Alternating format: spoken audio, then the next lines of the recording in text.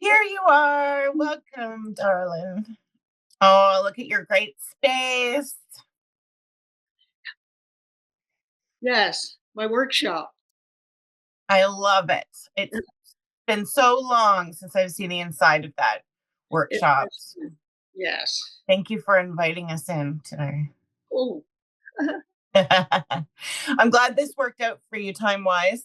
oh, perfect, perfect. And it's snow is coming down like crazy. So, well, Hmm. where's the best place to be? Right Yes, here. I know. I didn't look at the weather or whatnot, so I was, as the hours, I'm like, it's still snowing. Okay. Good day to be in the studio. And Stacy, wonderful that you're here.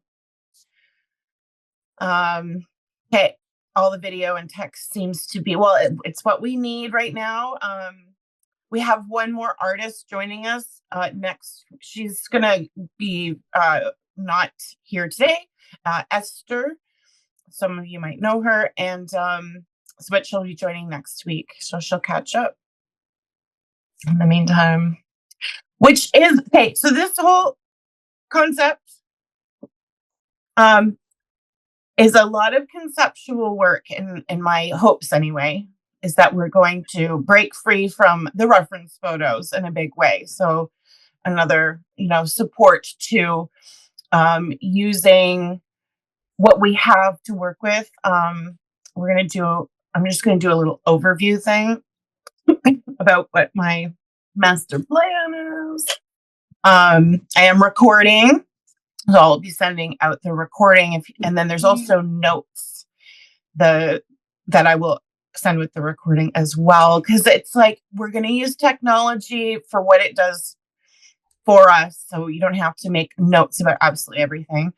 Um, and so we'll talk about materials. We'll look at today, which is like blueprint and bones sort of stuff, and getting us set up, and then also with technology too, because I've had to make some adjustments to my space to accommodate a large piece on camera. So we'll have to look at what I need also from you, which might be photographs at the end of a session emailed over my way so that I can see your work more clearly, because this kind of camera situation, it's not even our fault. You can have the best computer ever, and it all compresses the image, so I can't see details and whatnot. But we'll do with, again, what we can do, what we have to work with, so that I can help in the meantime, because it's a 2-hour session. I really I did that on purpose, because there's a lot of outside work involved, and that's just natural. You're going to be obsessed with this. How am I supposed to propose that we do a 4-week artwork without thinking about it other than this slotted time? No. So with just the simple fact that we're not going to be finishing a project in each session, this is, you can just have at it when the energy is there for you, when the time is there for you, when the inspiration at 2 in the morning, something pops up in your head and you're like, actually do that right now. That's awesome. And then we'll just stay in touch outside of these booked times as well. And if you're too busy and you can't, fine, that's fine too. Let's do little introductions, because we have a nice smaller group, and I think it'd be good to get to know who we're like. What's your spirit animal? Is it snowing outside your studio? So Mary, I'm going to pass that over to you, and just to introduce how you'd like to the group. Oh, you just kind of broke up the question. Would you please What was? introduce yourself in any way you'd like to the group? Oh, I have no idea. Uh, I've been wanting to do this all my life, Oh, and it's now or never. So that's what I'm doing. there's That's a good time. yeah, there's this, when things, there's like, what do you call it when you keep hearing the same message? It's a sign sort of thing. Knowing? And knowing. So I did a sign painting class last Friday, and everyone was to choose a word. And so we all chose a word. But this lady that I had never met before, and she's very cool, she came up to me and started asking me questions, really lovely and interested. And, that's a great quality, right?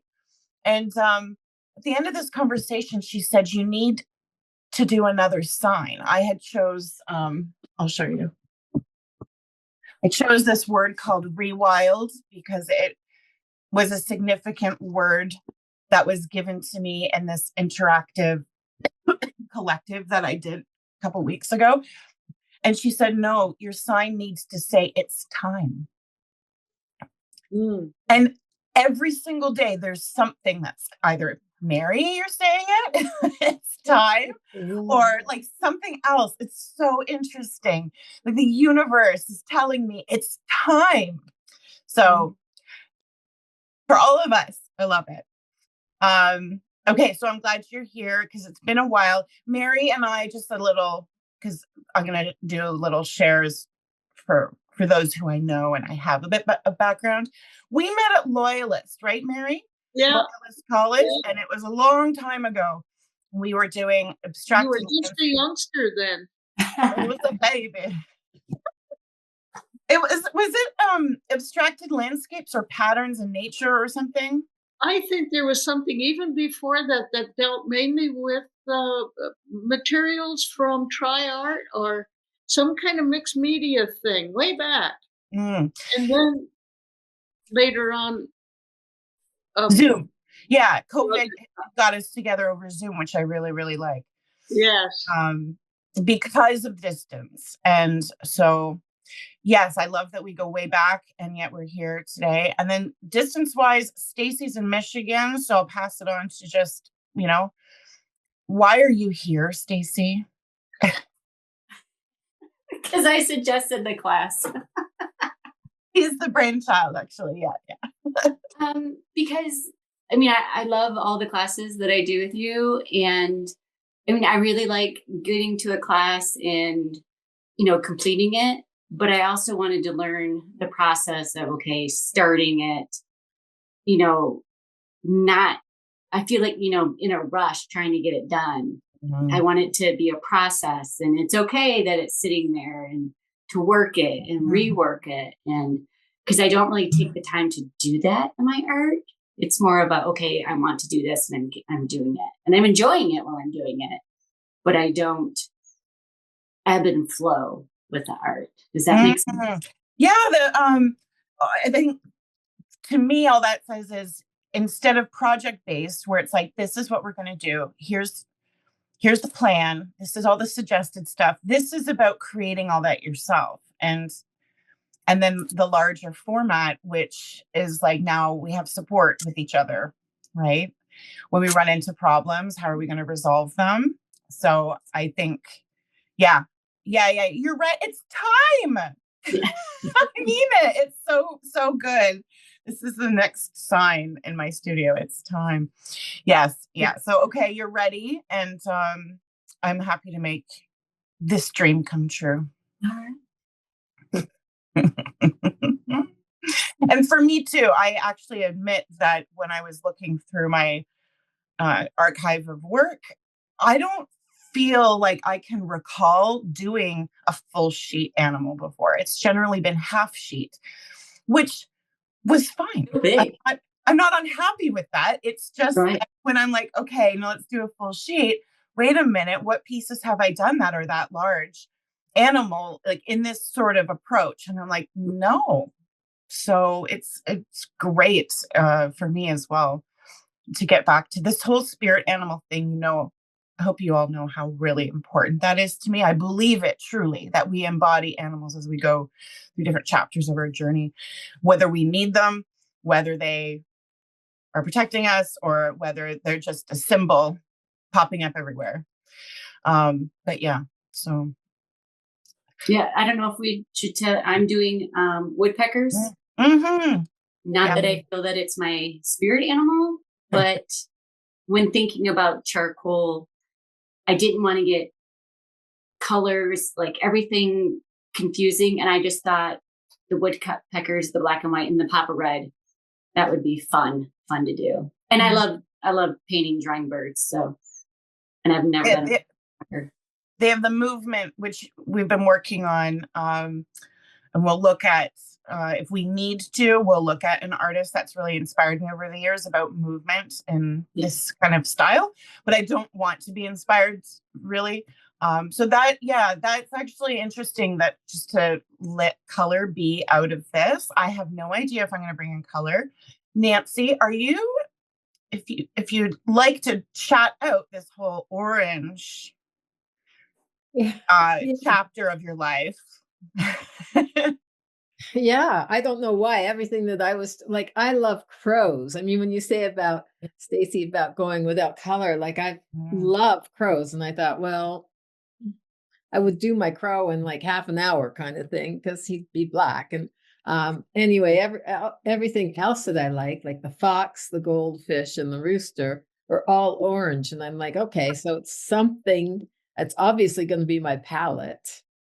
And I think I am going to go with the fox. And I did 2 different sessions with you, Charlena, back at Visual Arts Mississauga. One was the red fox, which was so fun. Yes, I remember that one. And then I did the goldfish. I love that. I love, you know what? And I wrecked that piece. Somebody wanted to buy it. I didn't sell it, but I didn't protect it properly. So it might as well go in the garbage. But I might, that's another thing, is I love the goldfish. I love the feel of the fish and underneath and stuff. Mm-hmm. So both of them, the fox or the goldfish, I'll see where I go. It's possible to do 2.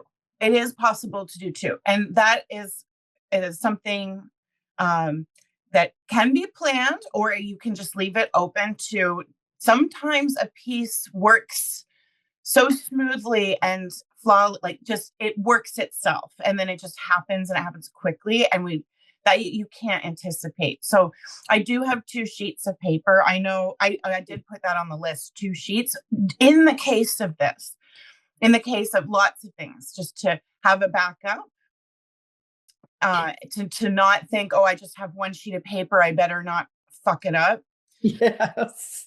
To possibly be like, okay, well, and then I have the other side, like I'd like to be open to a lot of the artists that I've learned from over the years have made points, and I'm grateful for it, to always be open to changing your frame, even if that means taping another piece of paper onto it, whereas that might feel not professional. To hell with that. If you really look at high-end gallery artworks and what they display, there's paint dripping on the side. They're not perfectly painted.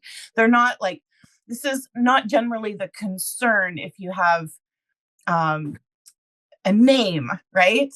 So we don't need to be represented by a gallery to, like, we're going to make a plan, but to be able to just feel free beyond that, and then get really creative with solutions. That's so 2 sheets of paper. Yeah. That's what I'd like to say too, about it's about time and stuff, is I've been away from my art, reluctantly away from it for quite a while. And I'm hoping that I have the time now. So, and I'm going to make the time as much as I possibly can. So I like the 4 weeks. And because I'm like, okay, everybody's going to have to stand back because I'm doing this. Yeah. So this is a discipline. 4 weeks is just enough. But if this timeline, for example, say works for you, keep it going. It doesn't need to be like, just put it in your calendar in March as well. Like, just keep this time going. I tend to do that for myself because I do a lot of creating, but not necessarily just the playing. Like, for myself, I come in here and I'm like, I got to do something very specific. I'm product oriented. So, and then technology has wiped away a lot of discipline. So whatever we can do for ourselves to inspire that and play. Yeah. I don't give myself playtime, because I sit down and think, oh no, I've got to do this and this and this and be somewhere else. And So I need to be here for a bit. Right here. Right here. I do know, so Mary, you've already kind of inspired me when we were talking about references back and forth, that you've been referring to photos in a lot of books, and I commend you. I know that you must have a wonderful library if you have lots of resources, because you said you're looking through a lot of books, and I'm doing any decision that I can to go analog in any place in my life because of technology and how it's overbearing. Um, however we can inspire each other, whatever's working for you, anytime, just shout it out and be like, this is great. This is as we go forward. So I'm going to have to figure out also how we're going to do this session to really help each other choose an animal. Because we can't have two on a list. Not at least, like, you can do two animals, but not just today, right? So I'd like to focus on choosing one. I have to choose between them. So I was thinking, just let me kind of talk this out, hash it out, and give me some feedback. What do you think? That I can put my camera kind of on my sketchbook, show a little bit of just the composition and the quick sketch that I'm suggesting we do, each of us. And then we can have a little, and I mean quick sketches. So, and then all of us do that. And then we do a share and help each other choose. How does that sound? So I'll demonstrate kind of the quick sketches and how we should approach those thumbnails. And then we'll share them. Each of us will go and take turns sharing all of our sketches, and we'll help each other choose. Oh, that's really exciting. That works really well. That feels strong. So that all of us have one animal that we can get the bones down on a large sheet. Wait, so you're choosing our animals, what we're doing, or? No. No.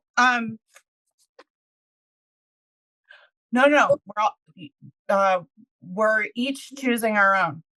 Oh, okay. But instead of saying, here's my photos, I would like to ask us each to do sketches. Okay. For the composition to work out the placement. Okay. So I'll demonstrate that, and then we'll go and do that, all of us individually, just 20 minutes or so, and then we'll do a share. Does that? Yeah, I thought you were saying you show us the photos and we're going to copy the photos that you show. Oh, no. Okay, we're good. Yeah, I've done that before. That wasn't easy.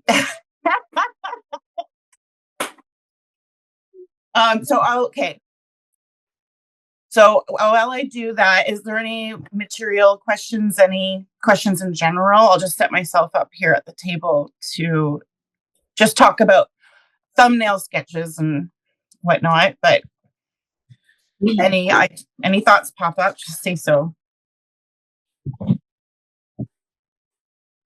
Wow. So I've got I've pulled out what I think I want to use, and definitely at least what I know to use. So charcoal powder. Does anyone not have charcoal powder? Okay. The only reason why I suggest a charcoal powder or a graphite powder is because of how delicate it is. I do have pan pastels out. I love them. I love the tools, especially at the beginning stages, but to use those second if you want, because they do have pigment and some staining properties. So I'm going number 1, 2, and that's it for now. I'll probably decide later, like if it's going to be soft pastel or something. So I want to be able to, this works really well, by the way. These are like cutlery things from the dollar store.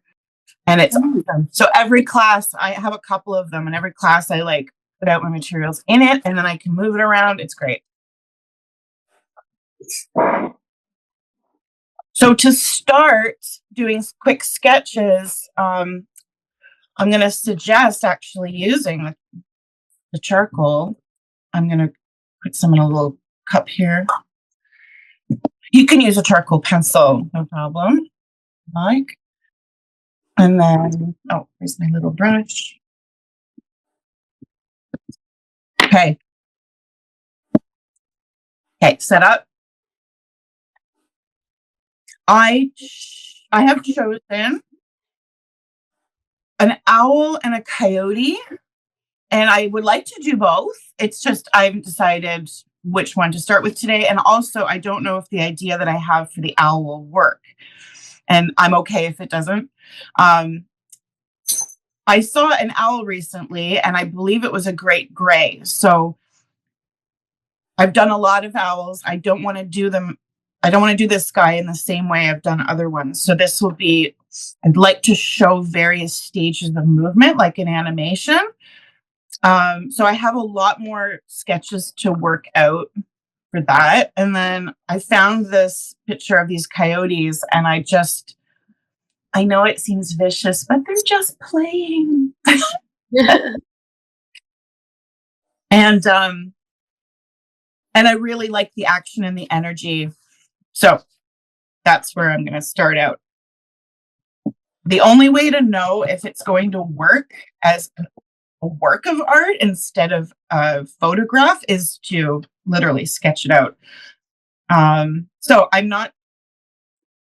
pretty sure that it should be horizontal for me, that ratio.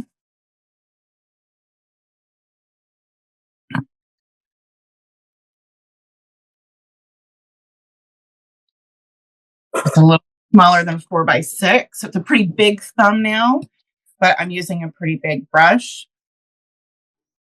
And whatever composition grid you like, I mean, it really doesn't matter. It can be, the golden spiral,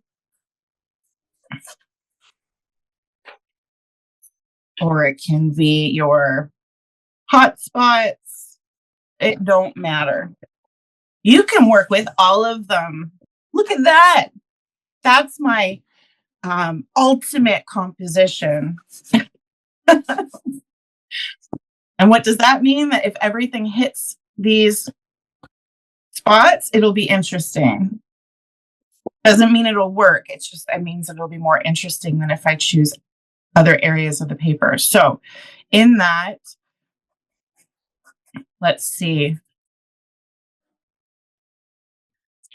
Because when I came across this image, I was excited about how it followed the trail of the birds moving, like in stages, but I don't want it to be like 3 birds. Can you see that photo?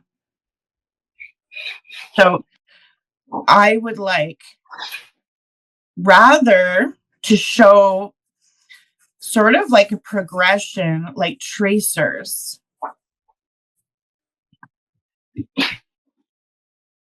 This is just an idea. I haven't worked it out yet. So this is where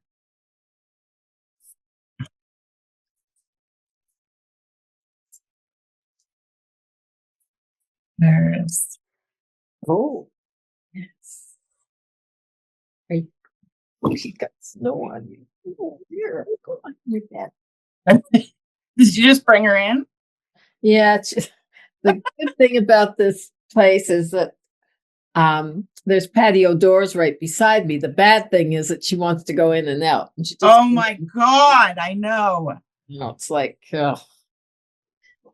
That is so funny because Toshi's been like that all morning, in and out, in and out, in and out. That's just why I had to leave, was to let the dog out, because she got up from the art room. She's 15 and she will go out there and pee on the floor. Oh dear. Yeah. 15's a tough age.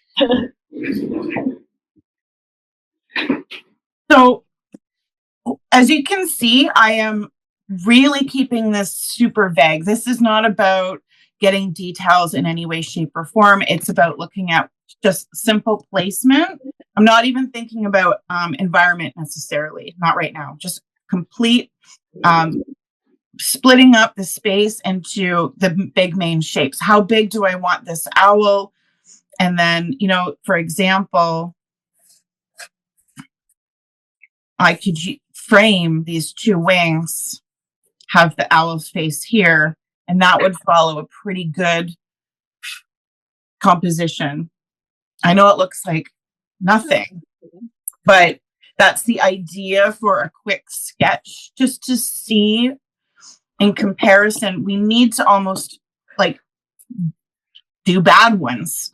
Like we need to do a range of sketches so that you have, I mean, if they're all good, fine, but generally speaking, we want to have enough so that one is going to stand out more than the others. Now, Charlena, I Yeah. missed, what did you smudge your first one with? Are you using paper towels or a rag, or what have you got going there? I've got brushes.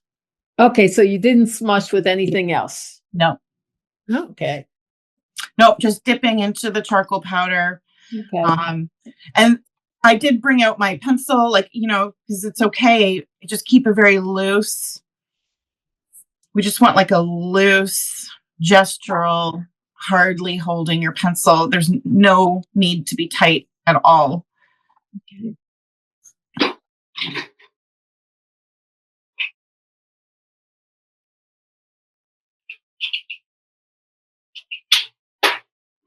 I'm going to suggest to allow yourself to play with the idea that maybe your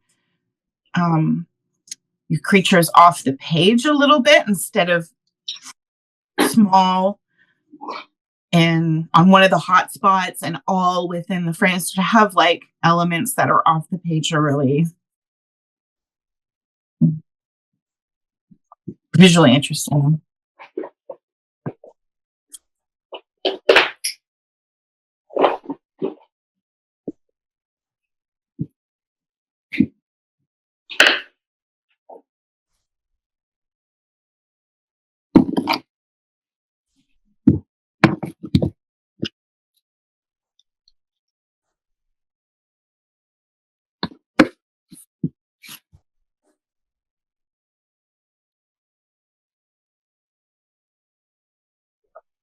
And what you might have thought you were going to do, you may actually surprise yourself today.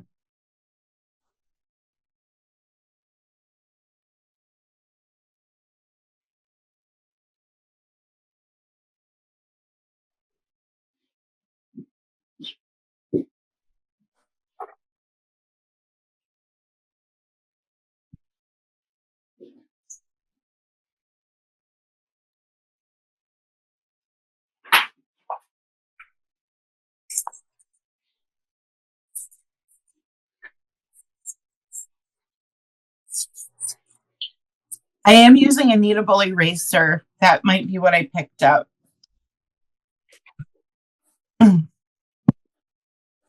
I'm drawing with that just as well.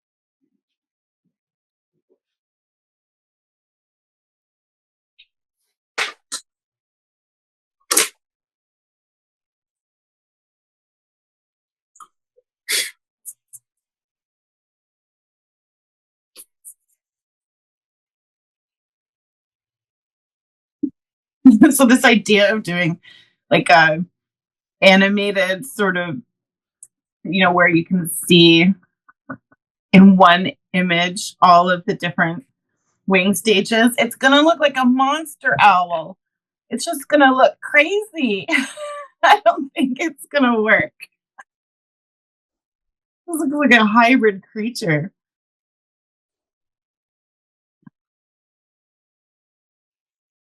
I don't know. How could I make it work? That's, I guess. I want it to work.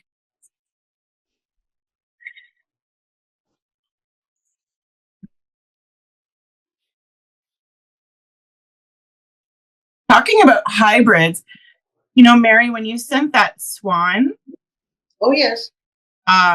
It was not too long ago. I guess it was in December. I did like a guest artist workshop at this high school, and it was focused on hybrids. This teacher said, "Oh, my students this year are very emo, so can we do something dark and twisted?" So I did like animals with earth elements, and I chose fire. So it was like I did a raven actually with fire, and this one very quiet young lady there, she ended up doing a swan on fire, and it was awesome.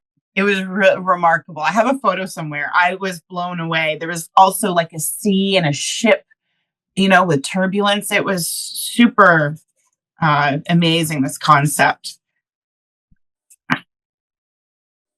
And that's what I thought of. I thought of this, because it was so recent. I'm like, ooh, swans it's a beautiful choice.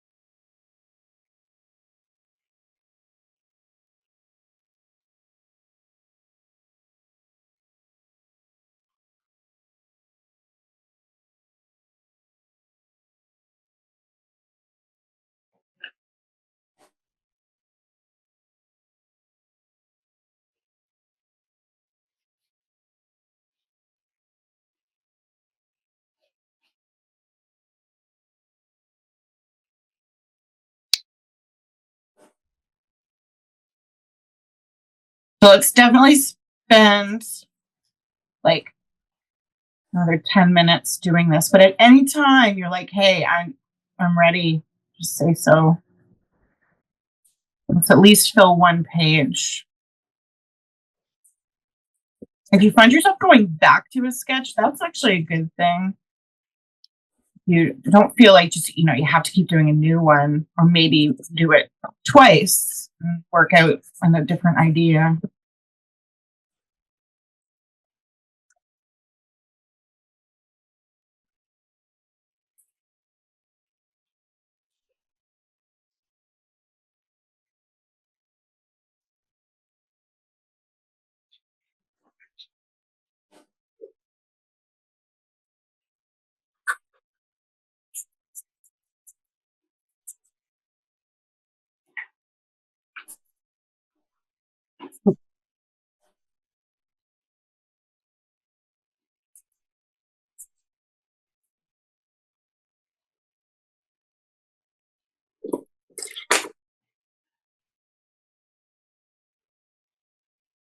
So this one.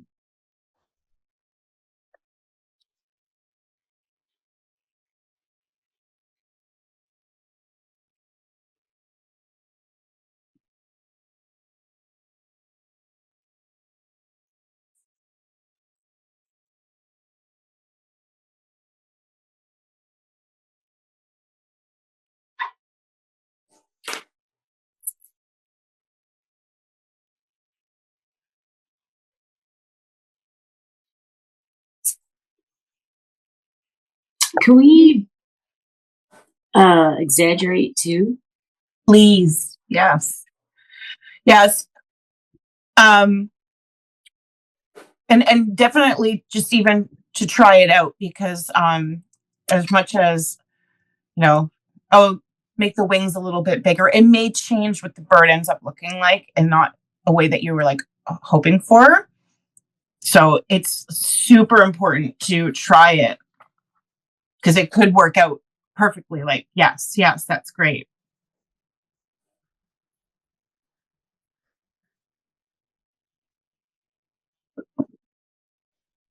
And I know you had sketches already, Stacey. So like, if you're ready for feedback, just say when.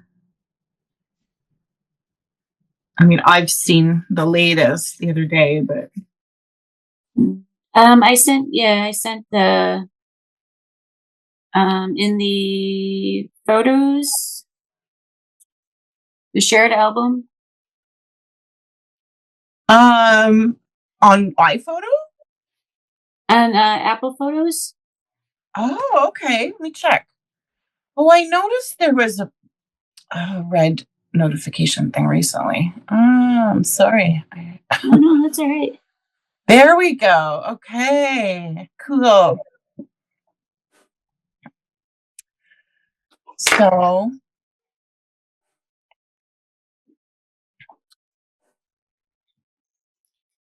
okay, I'll do a screen share for this one.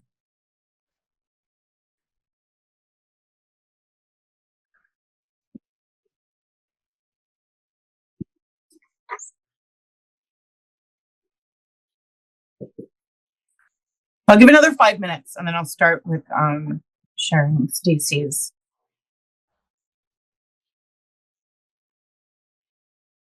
Because I respect they can't just really help each other and still keep sketching at the same time. No.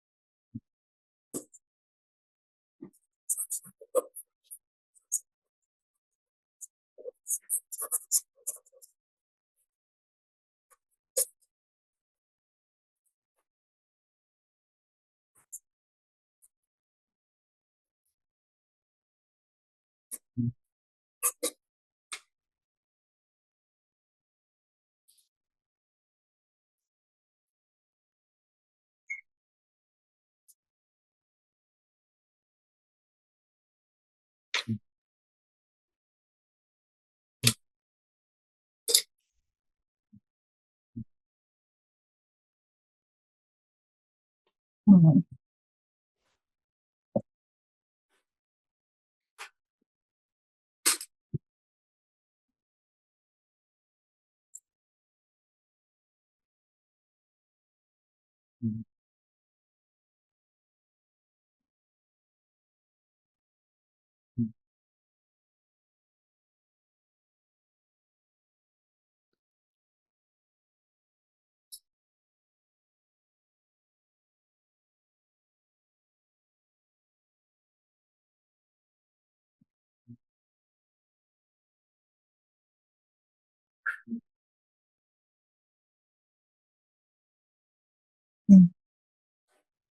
Mary, do you have any animals? Hmm? Do you have any animals? No, just Okay. the ones that come around. The wildlife ones. Yes, those guys. Yeah.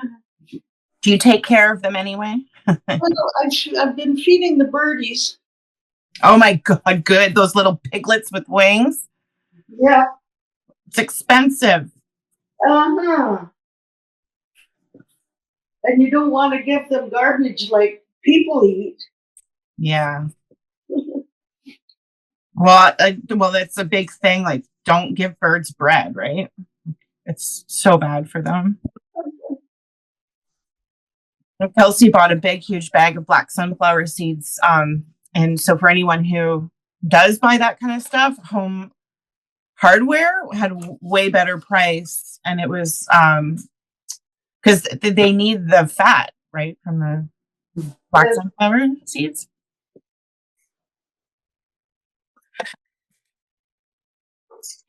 Yeah, she put a bird feeder outside my window for my one cat who has a perch there.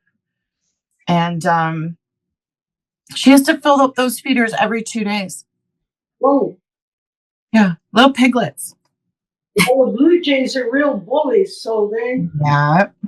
if they could, they'd eat it all. Yeah. What kind of birdies do you get? Oh, just the regular chickadees and little finches of some sort, and You getting cardinals? my neighbors do, but I don't. I don't know exactly why. I'm very close to the road, so that could have something to do with it. They're skittish ones. Yeah. But I have seen them flit by.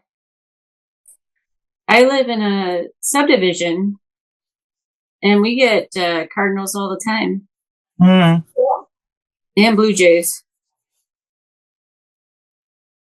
Yes, blue jays. In a group, I call them a hoodlum of blue jays. A poodle? A hoodlum. They're so mean. Hoodlums. Yeah. Yeah.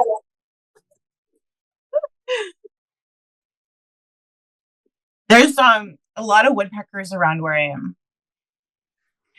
Kelsey leaves the dead trees. She doesn't cut them down unless they have to. So, because then they're homes. And there's this one big, great, just the trunk, right? There's no branches on it.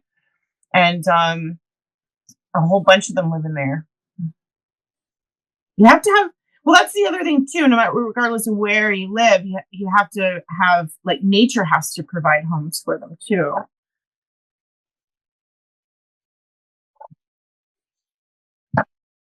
I don't like to spoil them, so I don't put food out until it's just bad weather.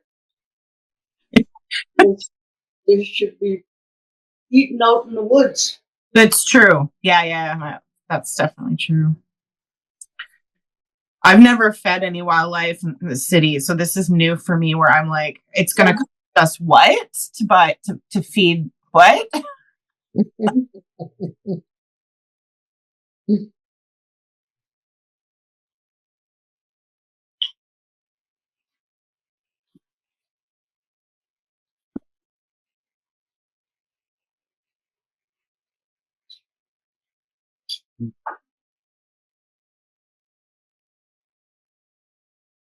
Try to remind yourself not to spend too much, even though I'm like, hey, it's cool to go back in, but try not to spend too much time laboring over a thumbnail unless it is needed. It's just, you can get lost in it, right?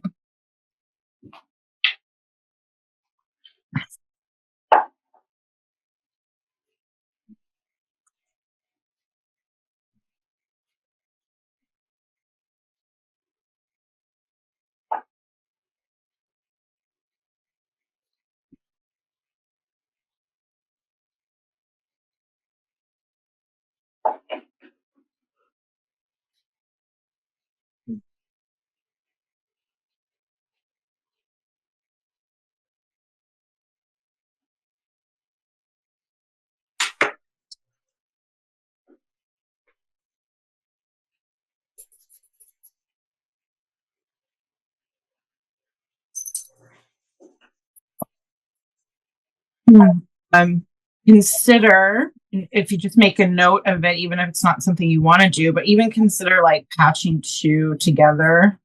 Yeah.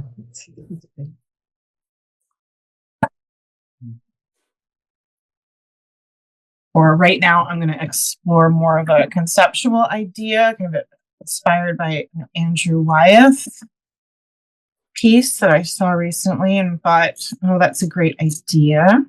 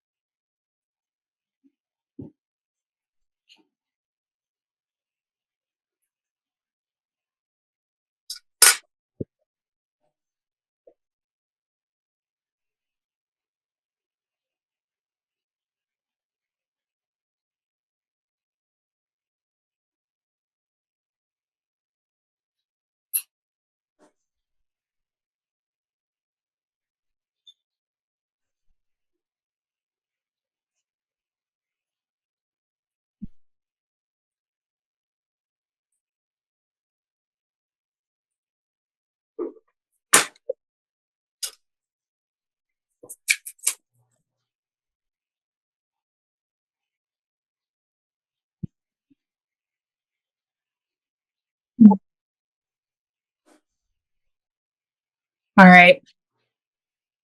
Would we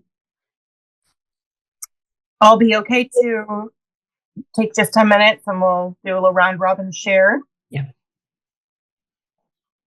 Mary? I'll be okay? What are we doing? It's just to take 10 minutes to each share our sketches and give some feedback. Okay. Are you ready for that? Is my question. That's good enough. Yes, it's ready for me. Okay, cool.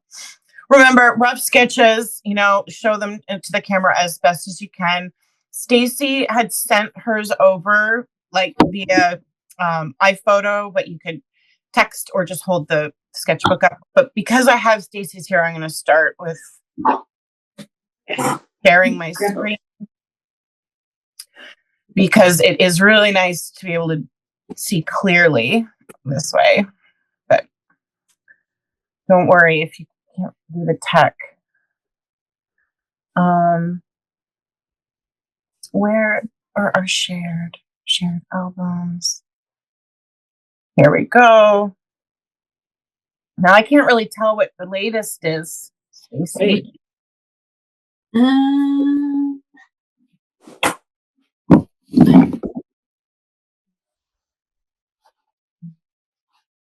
I'm just gonna go through. Ooh. I tried that one. Mm-hmm. I'm not sure about it. The one. I'm just gonna go through them all really quickly. Okay. Just so that because I'm not. Is that the latest? I like this one. That's one of the latest because it's bigger.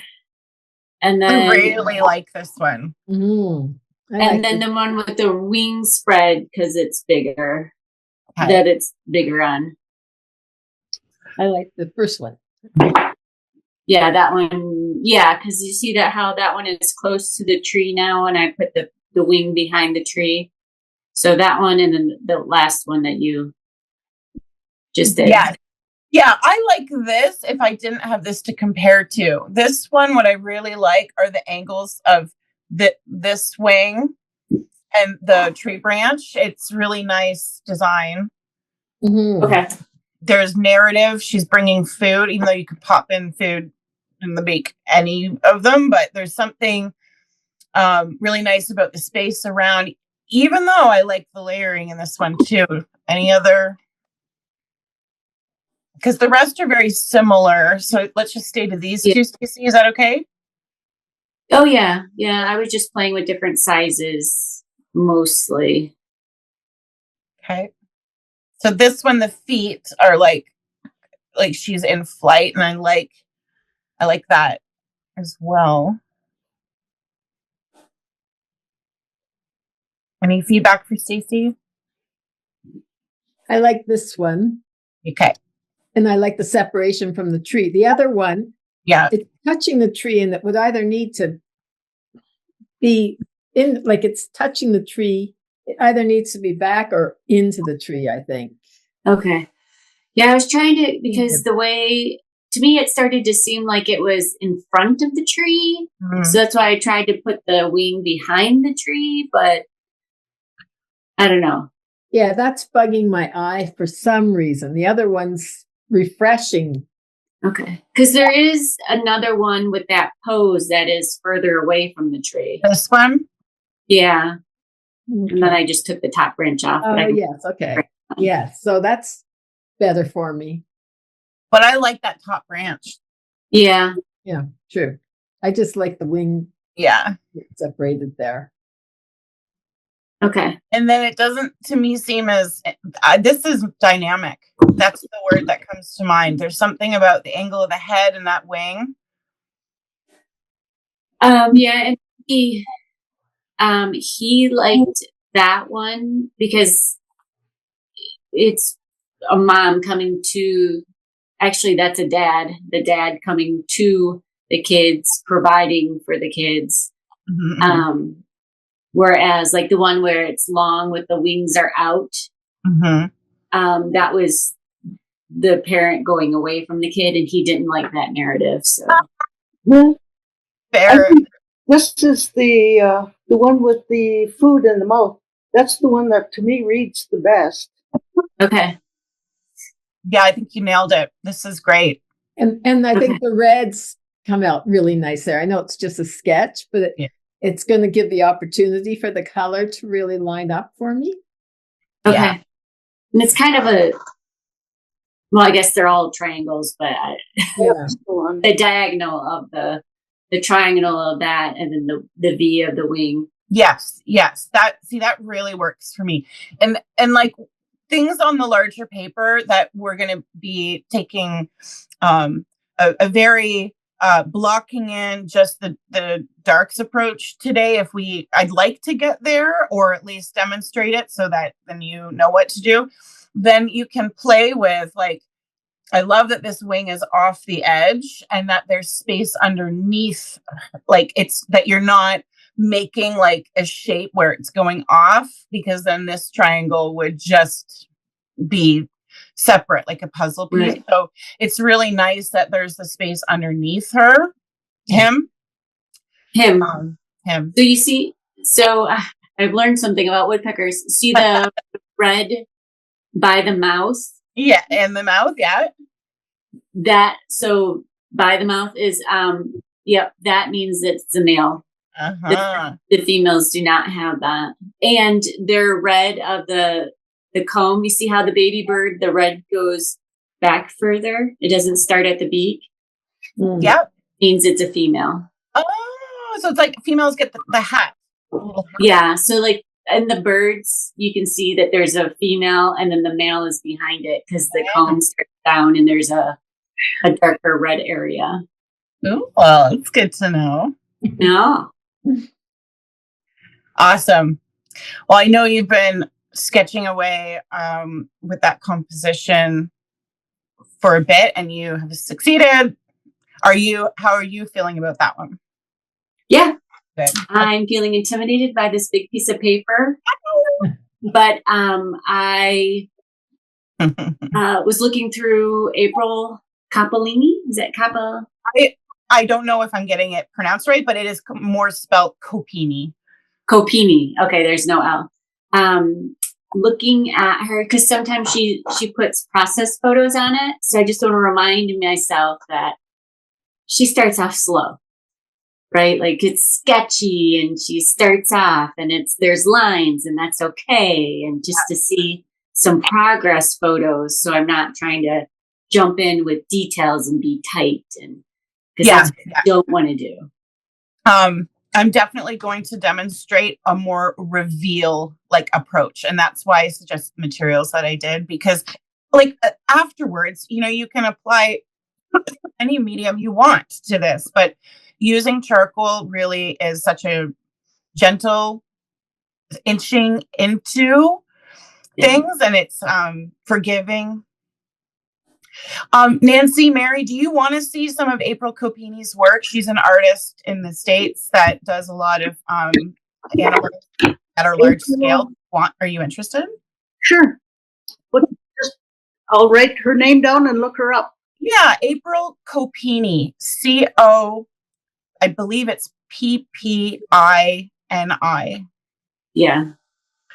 I have a very brief, it's really quick to share. I mean, you can take a look at more of her stuff, but I do have from another class where I was doing expressive mark making. She's a good example for movement.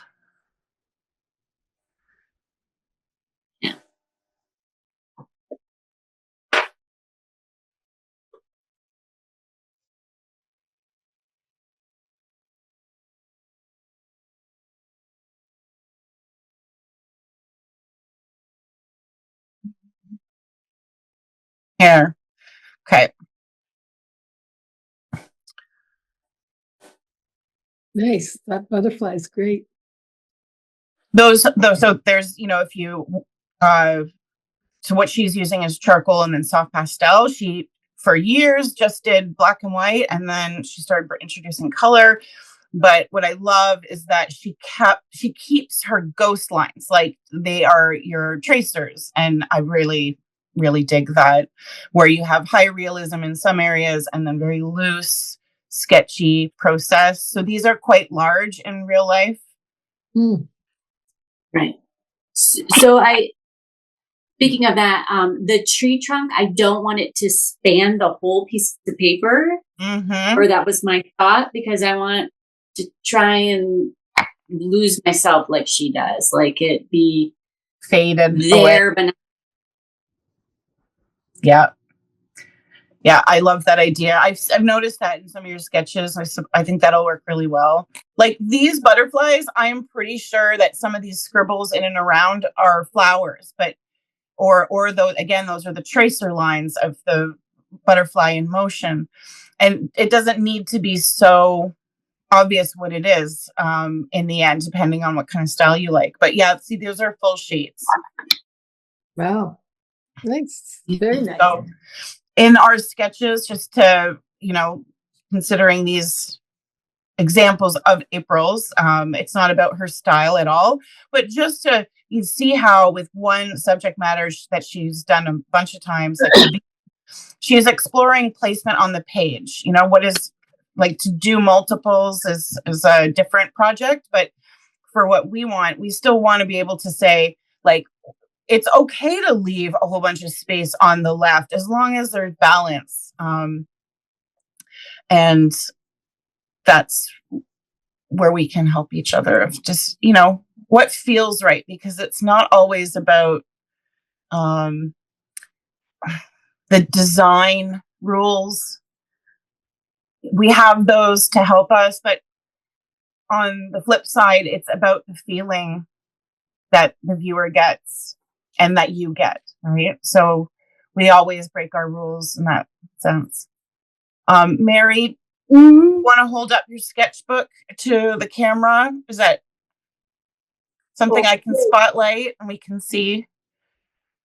Okay, I've got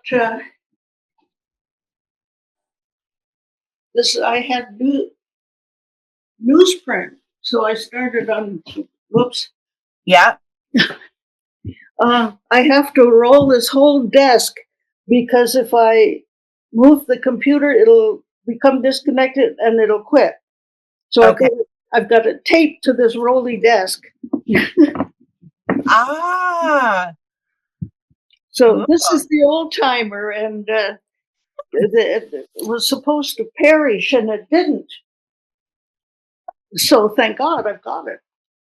I'm glad that your old Mac still works. That's good. Yeah. Anyway, this one I was looking at to try to figure out how I would place this, because what really blew me away in the reference was just the force of it. Remember that goat we did one time that was all hair? Yeah, in ink. Yeah. It struck me like that and made my heart jump. And so, this is the bison, right? It's actually a muskox. Oh, okay. Yes. And they're fantastic creatures. Anyhow, let me see. Okay, so this was the one I just now sort of tried to space out and figure what to do. Yeah. The rendition of the muskox is not anything to brag about, but what I wanted was to where to put it in the page. Yeah. And put those his little group in the back. Oh, I see. The herd is back there. Yeah. Okay. And that's cool. Here's the big guy, and he's telling you, bugger off. Yeah. But I'm getting that sense from the eye, and the 3/4 angle is nice. Yeah. So anyway, but the drawing I did before on it came out better. Yeah. But it is, I mean, you're capable of doing that. I know you can draw him. So I think just placement wise, you can still reference that other drawing. Yes. Okay. So questions about, I do like that you're having the environment and the other bisons in there. Cause my first thought was, why wouldn't you do a portrait? Because their faces are really like long. But the landscape is because you want the land in the back, right? Yes, far enough back there. And maybe change his angle here a bit. And whoops, I'm doing it on the screen. Come down, truer to more facing out.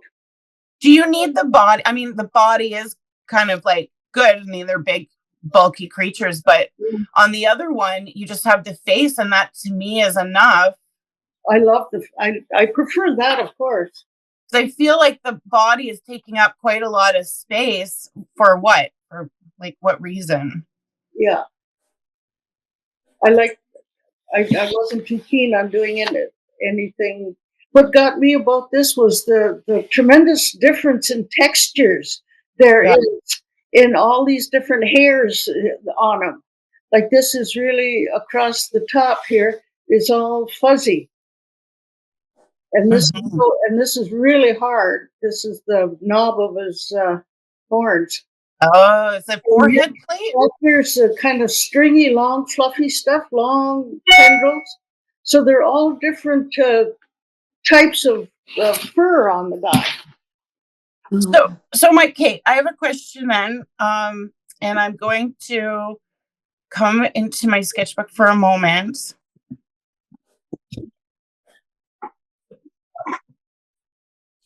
My question. So right now, with the horizontal, you have like the body, and then the head is, I know you're not trying to put it right in the middle. So body and then herd back here. But let's just play for a moment. Portrait gives you more space for all the hair. Yes. And you can still have the herd. And you don't need the body. Right. And I prefer that. The reason I looked at the horizontal was because the top part of the paper is going to be far for me to reach. So I thought it'll be easier if I have paper closer to me. But for artistic reasons, rather than practical, the up and down is better.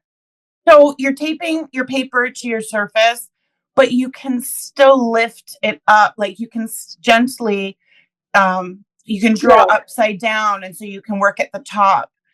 You can still move it. It's absolutely worth it to do that. Do you not have any kind of backing board? I have got a whole great big, what do you call it here? Can you see? Like a drafting table? Yeah. Yeah. Okay. I see. Yeah. So how you tape it is just put some thought into so that you can lift it up and then flip it or rearrange it on the drafting table. I think is absolutely worth it, because to make a decision because you can't reach the top. No. Just a little. Yeah. Serious consideration, actually. Yes. Yeah. Okay. I love it. I love the herd. I think portrait up and down, guys, family in the background. Yeah. Any other notes? Anyone else want to add notes? Other than beautiful drawing. And it's not lost on me that your little thumbnail sketches are almost the size of the big format paper. Well, they just grow. I start little and then they just get bigger and bigger. I don't know. Awesome. Yeah.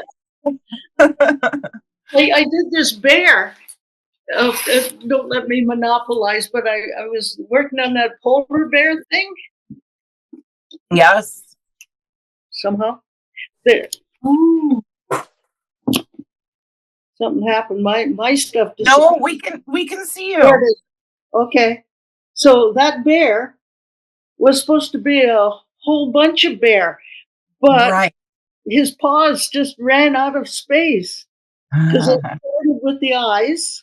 Some wise instructor told me once you've established the eyes, you've got a reference for the whole thing. Yeah. But I kept working on the foreground here, and then suddenly these paws shouldn't be here. I mean, here, they should be way down here. Yeah. So I thought I'd tape some paper on there and keep it going. It is worth it. I mean, I think start with the bison, but it is worth for, another piece to just grow that sketch. Yeah. Because then it'll help you like plan it out, especially if you feel you're always growing, like you can't stay small. It's generally the opposite for a lot of people that they work really small. and they have a hard time going larger. So it's a great problem to have. Okay. But to paper.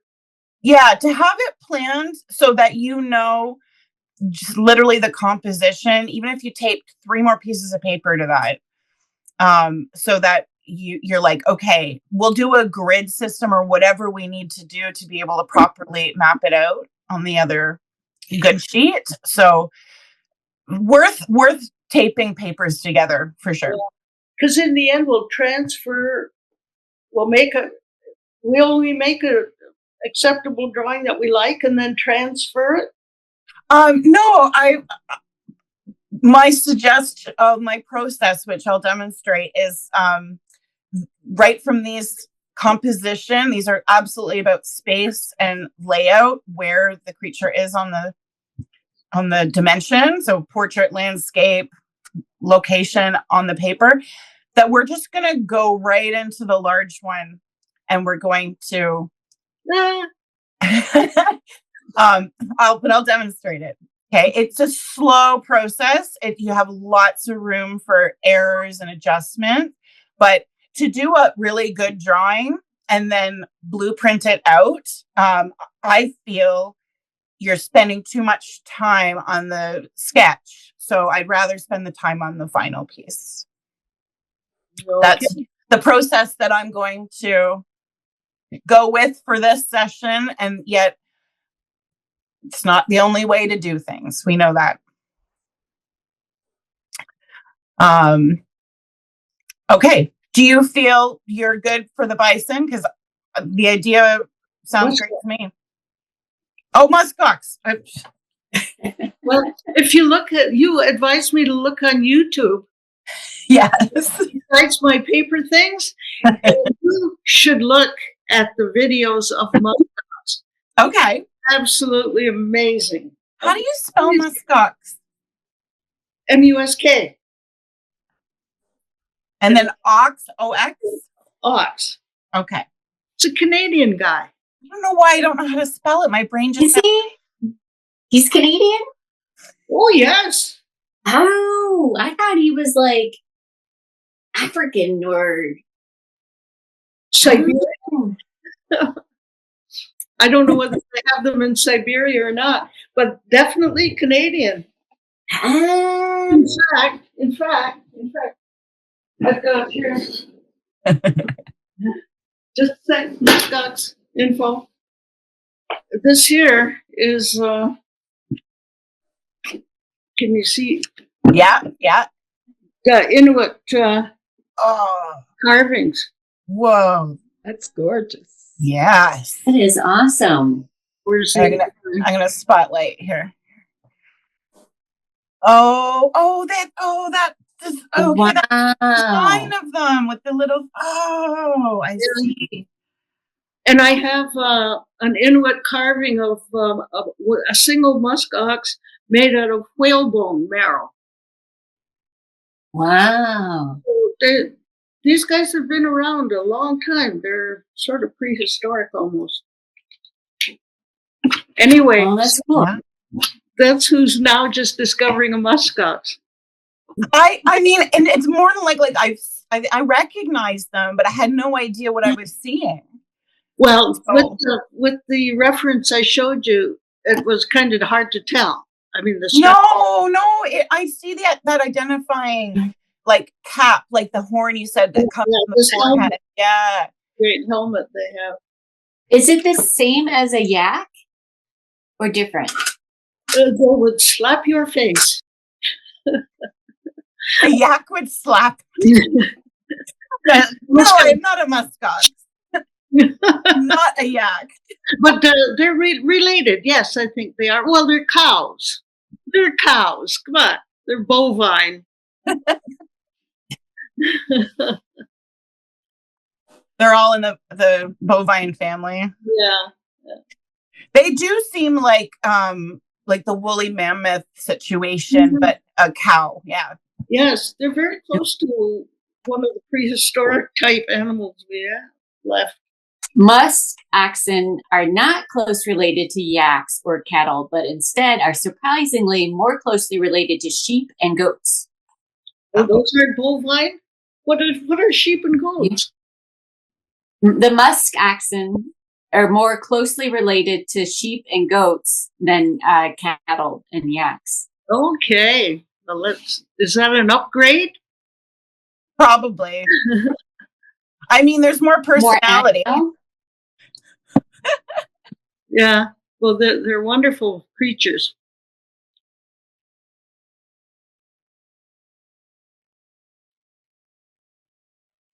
This is what I love, the information to go with the animals, and it's one of the parts of my whole life drawing animals has been the research involved as well.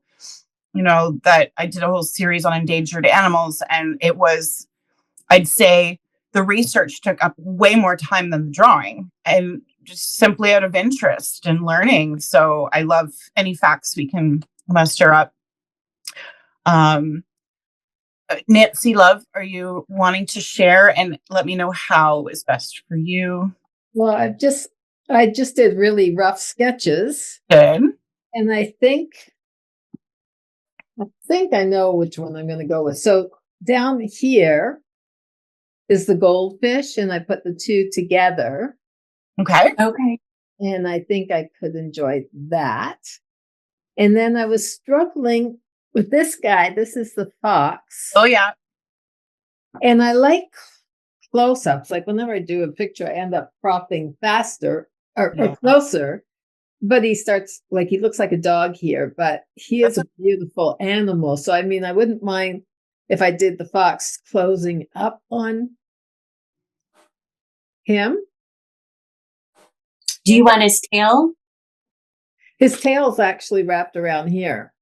Yeah. No, I meant like when you mean close up, like close up just the head and neck, or do you want the whole body close up? Oh, I think the whole body, because I like the way that they're very graceful, like when they're sitting or even if they're moving. Like there's another one. Here's a reference. Oh, that's cool. I love that too, that he's just on his own, Mm-hmm. but all the parts are there. So I think There was I like that pose that he's actually like, you're really on the ass end of him, but then he's turning around to look at you. Yes. It's a really nice narrative. Yeah. And this is like a reference. Okay. Well, I like that crop. You got all the parts in there, but not always Absolutely. Actually, I do like that crop as well because it brings the white all the way down. I prefer that. It's more interesting than, and So you know, in your sketch, you're like, it's almost like, it's like, I'm going to put him in here so that it's edge to edge, but that you can see everything. That is more mysterious, and it's giving me all the information. Yeah. I think that'll be more interesting. Okay. I like that. So when your phone ratio is totally different than a 22x30. So you can cut your paper so that it's more narrow, or see what out of that you'd have to either add in to make it fit on the full sheet. Mm-hmm. That's the only thing about like taking a screenshot or whatnot, is that it's very narrow. I can put it in Procreate to see how it looks against the 22x30 size, because those drawings are in Procreate, and I just created a 22x30 Canvas just to see, because it's 11x14 with one more inch on the end. Mm-hmm. So if you did 11x14, you would also be able to get the gist of it. You just have to give it another little bit. That's too small. 11x14? Too small. Yeah, like you just need like just know that there's going to be more on top or bottom. If you send me that screenshot, I can do all that. Yeah. Yeah. Yeah. Yep. Okay. Mm-hmm. I'm going to send that to you right now. Okay.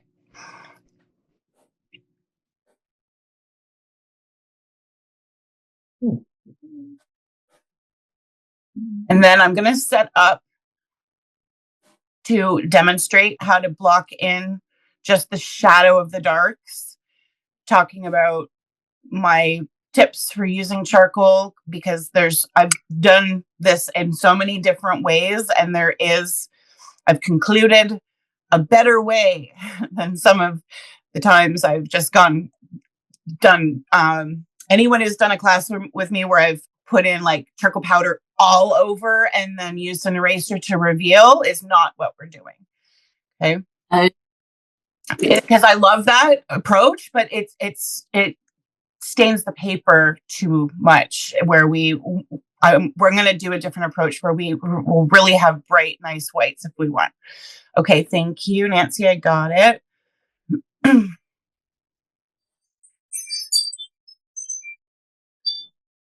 And then. And you just think my goldfish are boring? No, not at all. No, we just ended up talking about the fox. No, I think you have to do both. I think you need to redeem the goldfish from the Ghost of the Past project that, was beautiful. I'll never forget it. So I've had artwork that I didn't properly seal either, and it failed. So that's just a shame, but it's like, it happens. But I think you work fast and you'll be able to do two.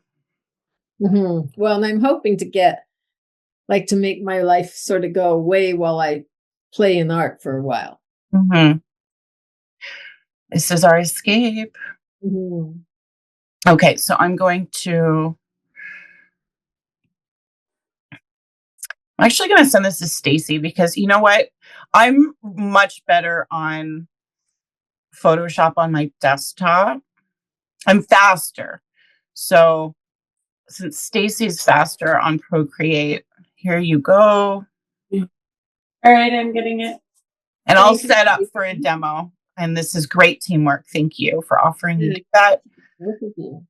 And are you serious? My iPad power, the battery is not doing well. Like this, talk about tech issues. I cannot believe that my battery is just all my cords and stuff. It's not charging properly. Let me just say there's something wrong and I don't know what it is, but it's scaring me because it's going down to 24%. Okay. So I have set up to be able to do this. And then we will talk about the foxes. So this is just about getting us onto the larger piece. So this is a piece of gator board. This is my paper here. I'm going to go through the whole process. This is a piece of gator board for those who haven't seen it. It's really expensive, 1/2-inch piece of foam.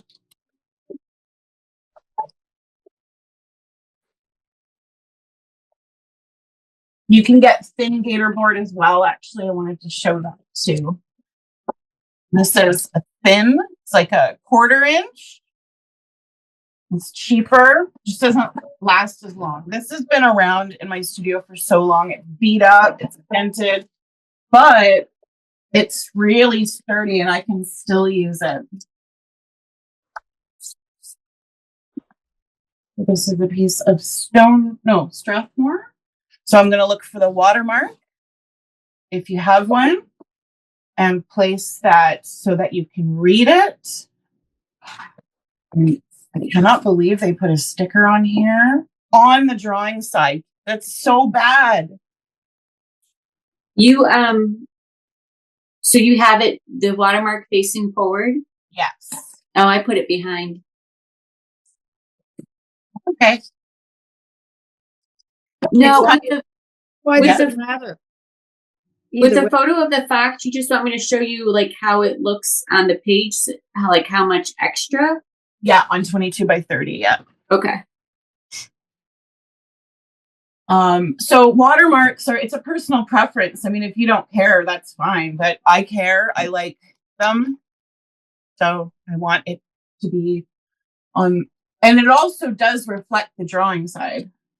I mean, that's part of, yeah, I can't believe they put a sticker.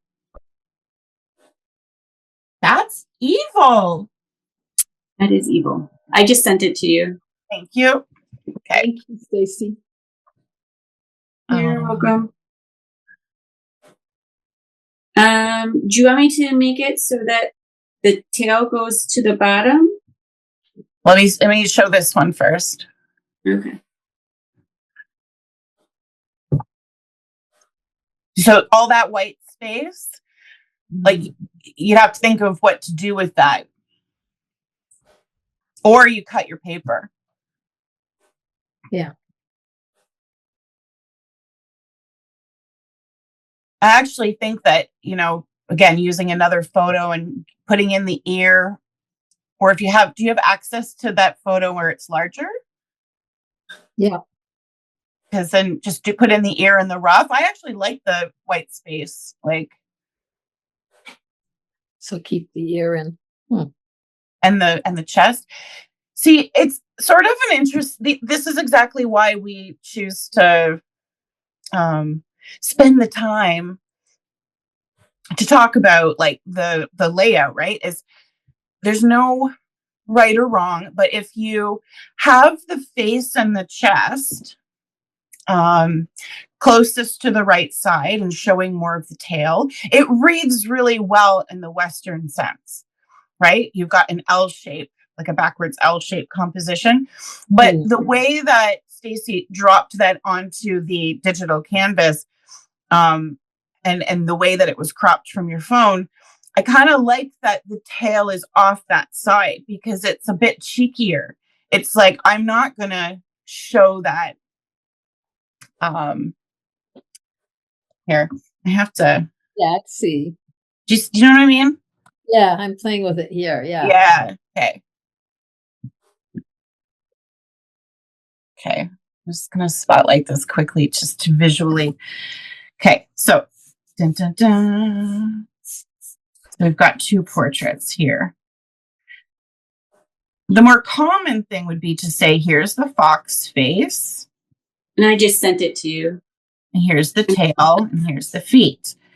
But to have the tail sort of hardly there, and then to have the chest and the head sort of in the middle, this feels a little cheekier.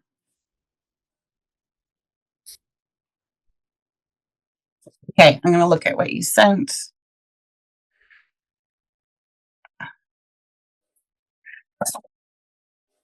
Yeah. That's what Stacy sent basically. It's like either this one or this one. But this one does feel better, doesn't it? Yeah, I just did that on my phone, and it's like I just really want to bring her over. Yeah.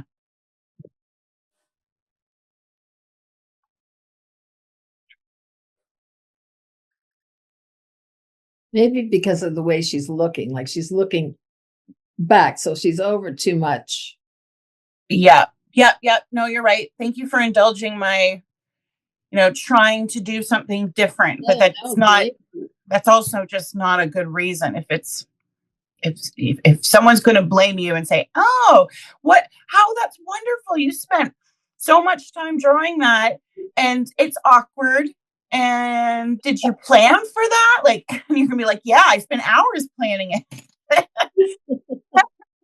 Here's a photo of a fox that I love. Let me see.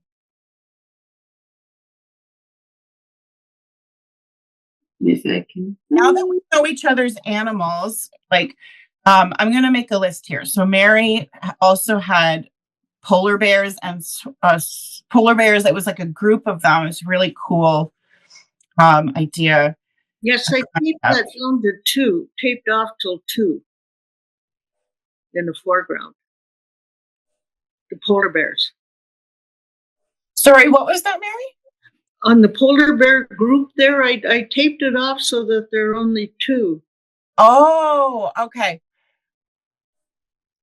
Charlene, I remember this box. The whole Yes, box of them. I do. It's so fun. I sold mine. Did you?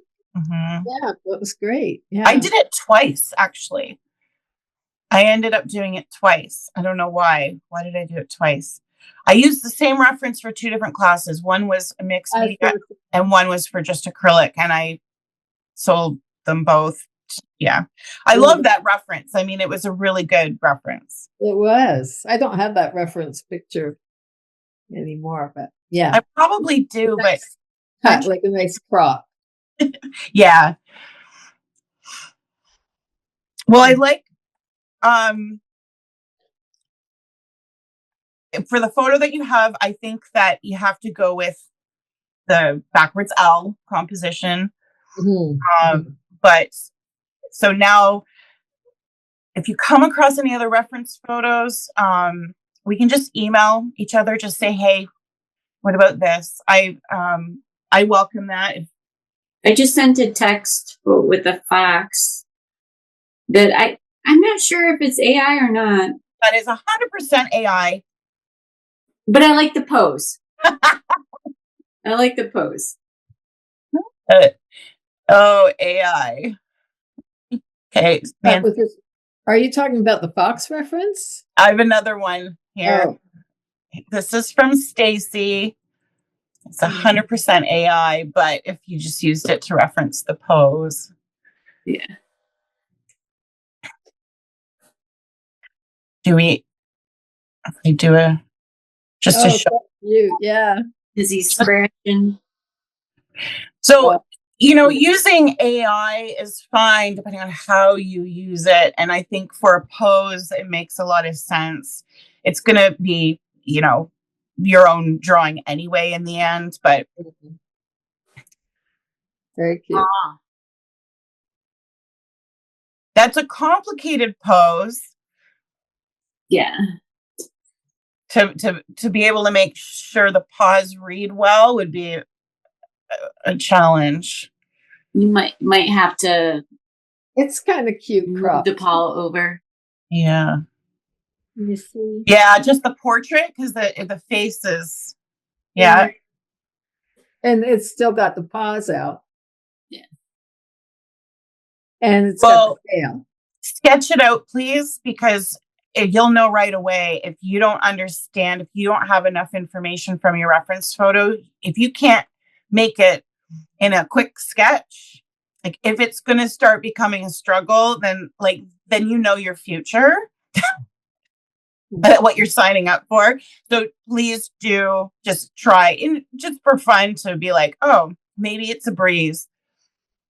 Okay, I'm going to keep taping. I'm going to set up to, again, block this in. Are you blocking like thirds in the middle and all that jazz?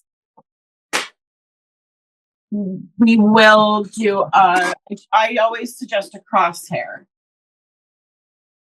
So not thirds. I'm going to have to do the wrong side of the paper because of that stupid piece of tape. At that angle, your paper looks smaller than mine. How big is my paper? I had to angle it because of the way that I need to work. But I also was like, if I actually did it straight on, the paper doesn't look large at all. So the fact that it looks small is like, okay, but it looks even smaller if my camera's straight on. All right, so this is very low tack tape. Please, please, please do not use super sticky tape. It's just awful in the end to finish a whole piece and then have the tape rip. You can use a hair dryer to help Okay, so I'm setting up. I have I didn't get any feedback actually on mine. Did I? No. I need you. No. So forgive me for flip-flopping the camera here. But so these two were the two fighting coyotes, which the reason I want to do coyotes is because I hear them all the time out in the woods and I'm scared big time. And so that's why the fighting photo really is interesting to me. Well, they're like play fighting, but this is the stuff of my nightmares of going out for late night walks. So I really do want to do this. And then I thought instead of just referencing the photo, I could actually bring in the forest, which I quite like, instead of just like boom, two coyotes fighting. So that one was my preference out of those two sketches.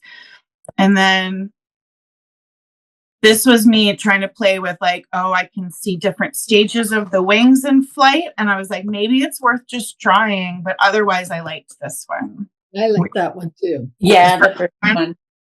Yeah. Because it's doing that nice frame thing. Is that what's your vote, Mary? Out of these three, I guess. Oh. Top eight, I think. But this one? Yeah. Ah. I like the energy in that. Is it just the marks or is it the composition? And the negative space there is really lovely. Okay. Yeah, there's a lot of it. Yeah. Could be at night. Well, and that is something that as we work, again, I don't want to plan too, like, there's no point in planning absolutely everything and doing like full on sketches and stuff, because this is more of a exploration, right? That like, as we develop details, we'll just push to see what happens like in the background and environment. Yeah, I mean, it's an interesting use of space. It's not quite what I saw. That's the only thing, is I really like this one. I really wanted to capture the torpedo shape of this owl because it was so striking that it was like a flying cigar. Instead of the different angles of the wings, so instead of making 4 wings or 6 wings, Yeah. you just make 2 wings, and maybe, I don't know if this is not weird or weird, but have it like one wing be in one position, like for one flight, and then the other wing be in another position for where it would be for a different moment in time. And then maybe just using, like April does, just like circles and lines to indicate movement. Mm-hmm. And that way you don't have that many wings. You just have the normal amount of wings. Yeah, so there's still 2 primary wings, and then the other ones are like hardly there, noticeable. So, okay, I can try that with. So then now it's just placement. I mean, I'm willing to try it like just on the fly. So now it's just the placement. And I'm thinking. Let me see if I can.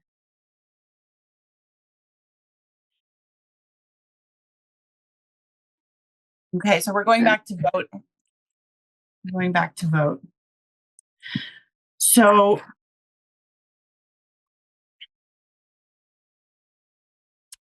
the reference photos don't really matter, really. But this was the first one. And then this one is this one, which I didn't quite like the feet in the photo because I didn't see the feet and I really wanted this to reflect the experience that I had. So I didn't want to put the feet in there. They're so weird looking. Right. Like can you combine the two, the second row, like one wing down and one wing up, like the back wing down and the back wing up, or would that look different? Would that look weird? No. You're thinking about like an owl in portrait is actually tough because that's why this one I wasn't sure about it, because an owl in portrait, like they're so elongated. So I'm Right. toying with that sort of, can I do this but on a horizontal then?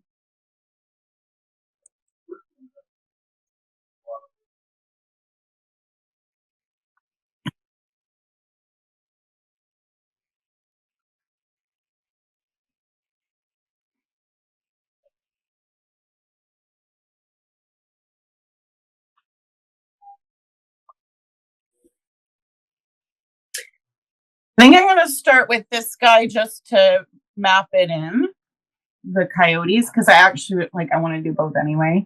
And then I'll keep playing with the owl. Okay. Which I appreciate your help. Thank you. Okay, coyote. So I have printed out, this was because I had a reference photo that I was pretty sure, at least for the coyotes, that I'm like, I like it. I want to use it. So I didn't need to, it's just about the placement, right? So I've changed the placement and I printed out for myself to be able to show you, though. I don't need this, but this is just a show process. If you can do this in a sketch or with technology, I just brought it down to that no tan where it's all white and black so that I can see just the general shape. And that's what I'm going to block in with charcoal. So I've got my sketchbook. I know the placement. You do need to be able to step back from your work. So I have mine on an easel. Oh. So we're blocking in the darks first. Yes, yes. So you've got a little cup. Is this on Spotlight? Yes. Yeah. Yes. Okay. Good, good. So you've got a little cup. You're going to need quite a lot of charcoal powder. So however you're dishing it, use a spoon or whatnot. Your tools have to reflect the size. So, you know, it's not like you have to have a dedicated drawing brush, but try not to choose a brush that has old bits of paint in it, but like doesn't need to be a round brush. Like this is my favorite, but any kind of flat, stiff bristle that can move the powder around. I'm going to dip. Perspective wise, this is on an angle. It's going to be a bit funny. We're not really worried about perspective right now. This is literally placement. So I've got these two guys fighting on my lower right hotspots. So I'm going to come in and I'm just going to work out. I have my plan, but I still need to place it. This is where growing might start a little smaller and then grow it out.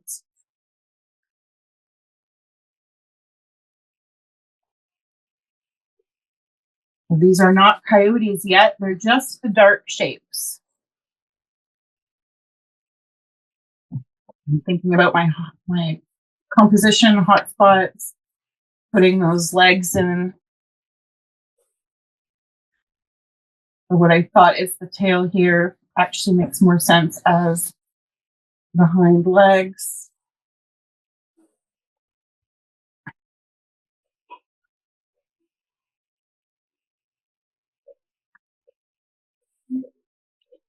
Oh, hello, Toshi. Toshi, by the way, is part of the inspiration for the coyotes.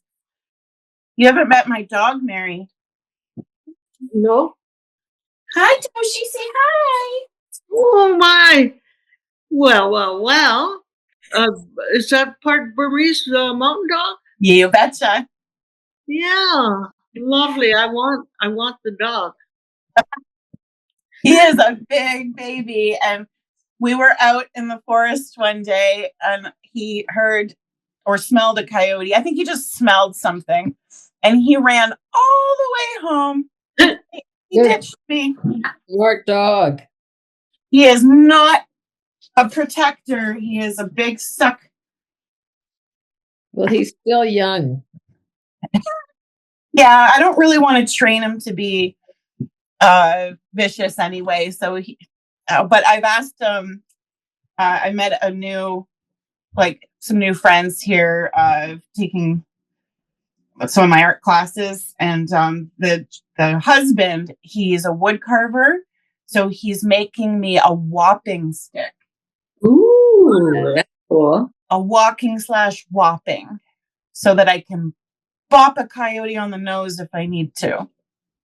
You know, we had problems in Port Credit, and I found I had a baton from majorettes from when I was a teenager, and believe it or not, it was still in my cupboard. And it was funny because when I walked the dogs, I'd bring my baton, which is terrific for whacking coyotes. But the problem was whenever I had my baton, I wanted to march. I had marching music. So the dogs were confused. So I'm not, this is why it's important that we use a big tool and like a medium like charcoal powder to be able to find the form, or because this is what is going to start us off loose. If we had pencils and we got into gridding and mapping things out, then we start tight. And for something so large, the action of using a large tool and just finding your way allows us to get more life and spirit into things. I'm not getting it 100%. I'm like, okay, I know that this leg needs to be up higher. That's okay. Because using an eatable eraser is so easy to just pull out and like pull out your negative space for the lights. So once I've sort of got all this ghost image happening, I'm going to start to look at, okay, this mid-tone is my darks here. I don't want to go too black. This is why I don't suggest using pan pastel to start. It's a little too strong. And then the white of the paper will be the lights. So where I see the lightest lights, then I'm going to start to pull out those shapes. For me, it's in the snout.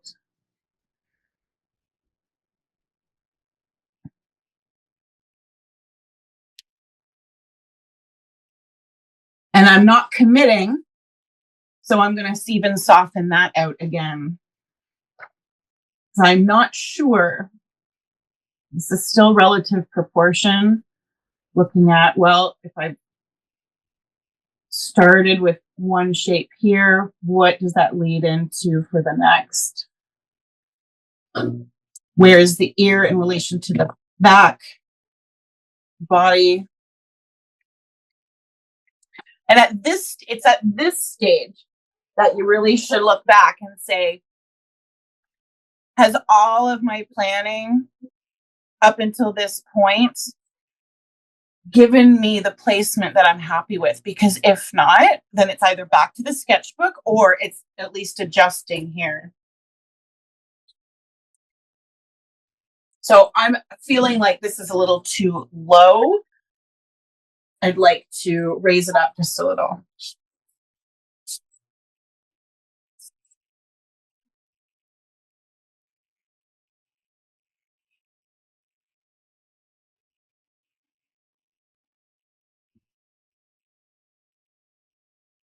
I'm actually making them a little bit smaller. So you're raising them up and making them both smaller? Yeah. Yeah. So like this was the hind leg here. I'm actually going to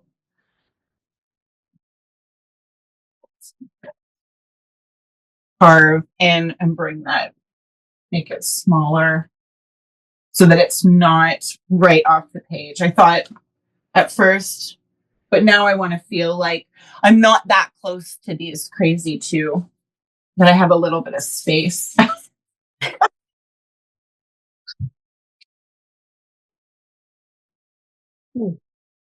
So this, the paper that you have, it doesn't matter what brands, you should with charcoal powder be able to really grind this into the paper and like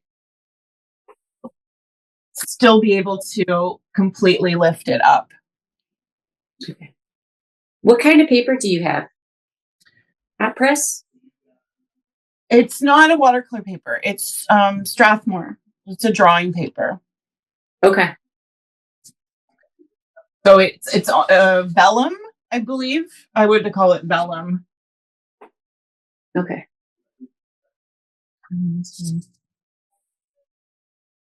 Do you think with the watercolor paper it'll stick more? Yeah. Yeah. That's okay though. It's fine.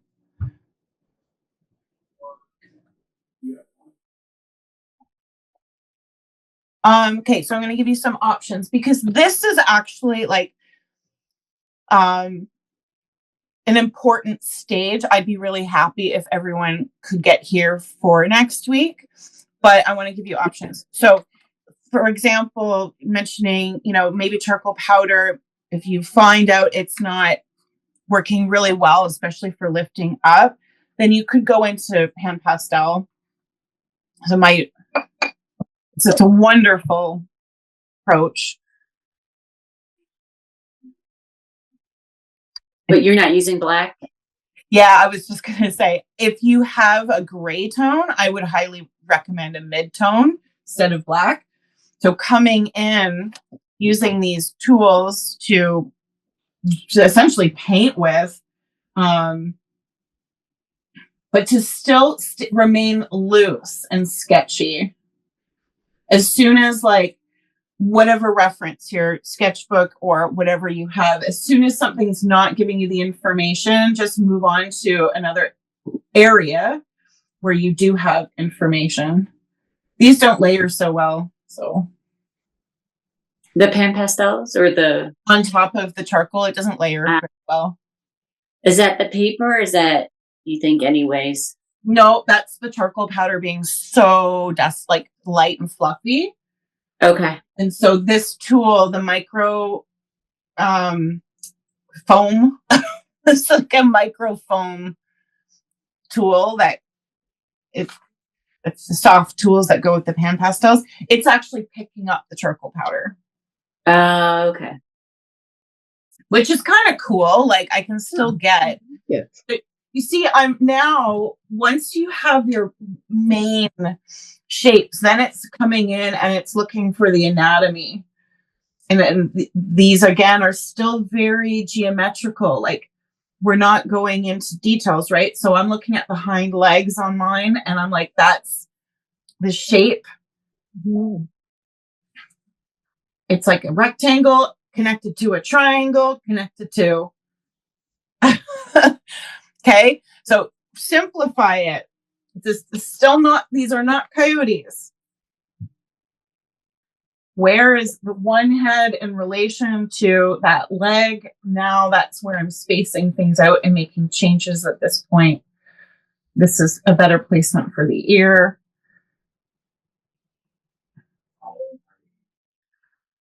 It's one of the mouths. And it's feeling like, okay, need to come up a bit higher.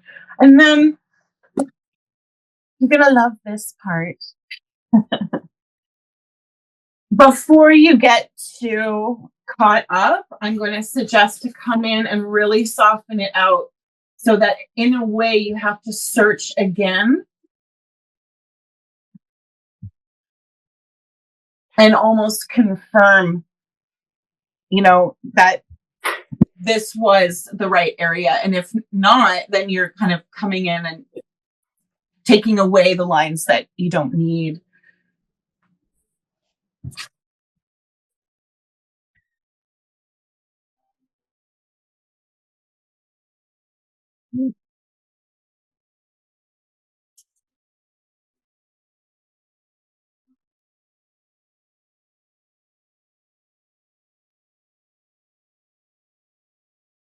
This would be similar to the stage and with using the charcoal powder in the mixed media process. This is the same of that revealing the form.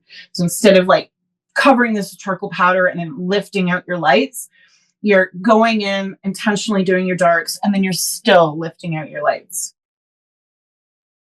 I don't know if you ever did that process with me, Mary, but I'm mentioning it because I know Nancy and Stacy. Yeah, I love that.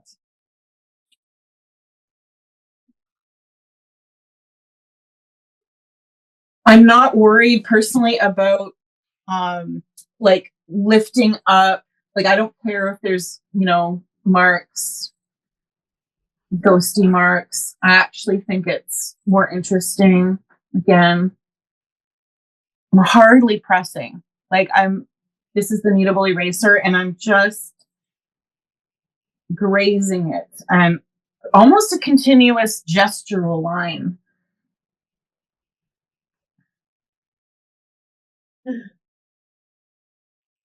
This would be fine to start.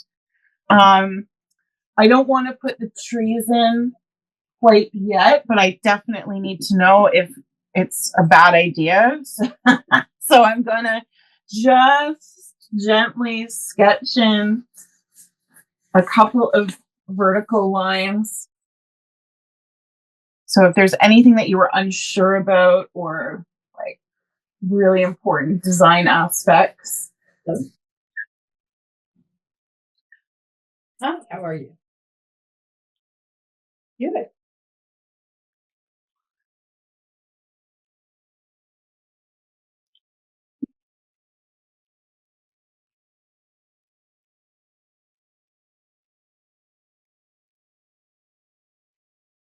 Just remind yourself that the paper can handle it. It's good quality stuff, so you don't have to be so gentle.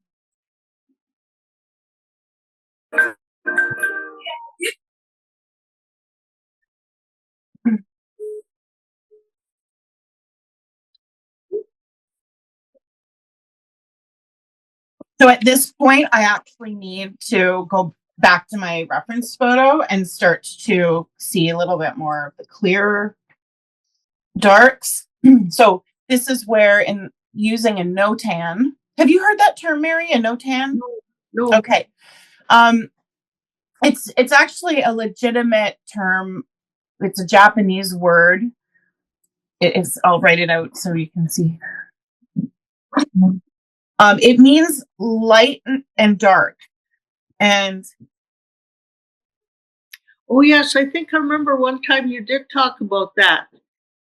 well, and Robert Jen from the Twice Weekly Painter's Keys, I mean, when he was writing those letters, he used that philosophy from Japanese culture to use it to confirm a composition, because just doing something in grayscale almost isn't enough. You want to make sure that your shapes and your composition are really strong with the lights and darks only. So it's like beyond a grayscale. It's a very unnatural way to look at something.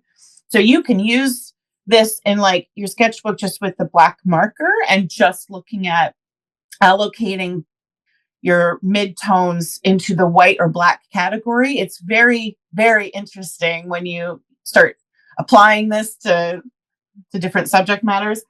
There is an app on your phone. There's other ways of doing it, but truly, this is only for the beginning part of the process. That's the point that I want to make, is that at some point I don't need this anymore and I need to go back to like whatever whether it's your sketch or your reference, just so that I can clearly see the other values in there. Yeah. The notan for the baby chicks in the tree, she's pretty much black and then some white.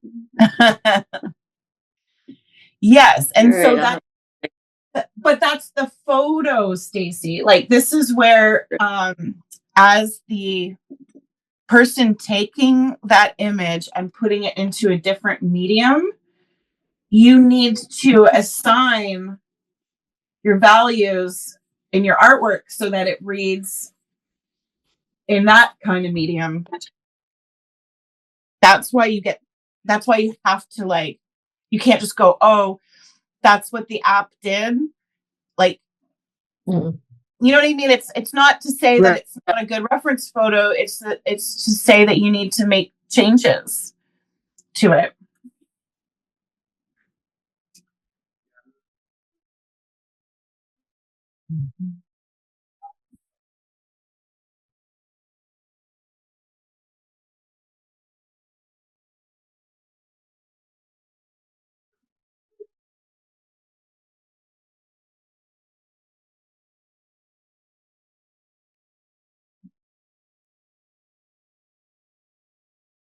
So here's a little tip for you. If as you're exploring, at that moment I was drawing with the eraser, and I'm like, no, it's not, because I'm working within now, right?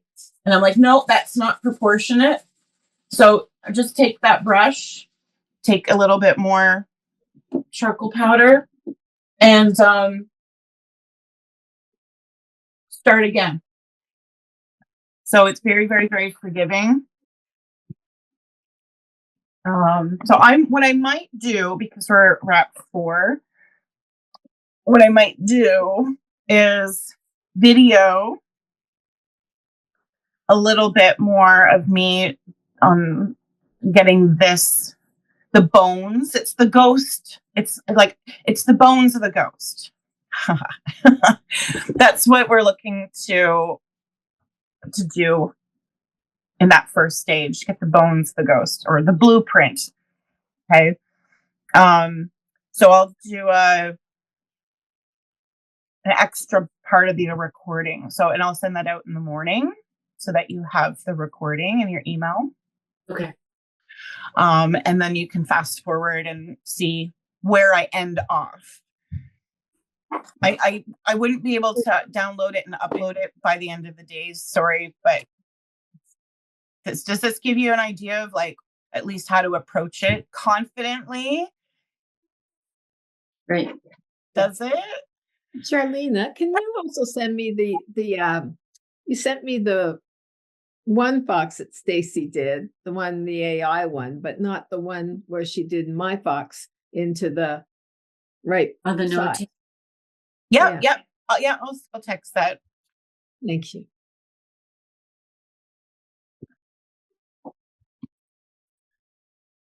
I have to save them. Okay. I used to have Procreate on my phone, but I don't have it. Do you have to go to the pay app store? Yeah, do you have to pay for it now, though? You always did. No. Always. Yeah, if you go to the app store, it might, if it, for whatever reason, the app was deleted off your phone, if you ever purchased it, it'll be in the cloud and you can download it again. Yeah. Okay, great. Thanks. Hey, Mary, does that give you a good idea on how to begin? Pretty good. Still scary. Still scary. So yeah, and I'm gonna ask everyone to, like, because I appreciate if you start, when you set yourself up, you start and you might get lost but please stop yourself as soon as details come into your mind, because I'd really like to be part of, as a group, to get there. Okay. Don't come next week with a finished piece or I'll be pissed. No, I'm joking. But, like, let's try to enjoy the process truly and slow it down.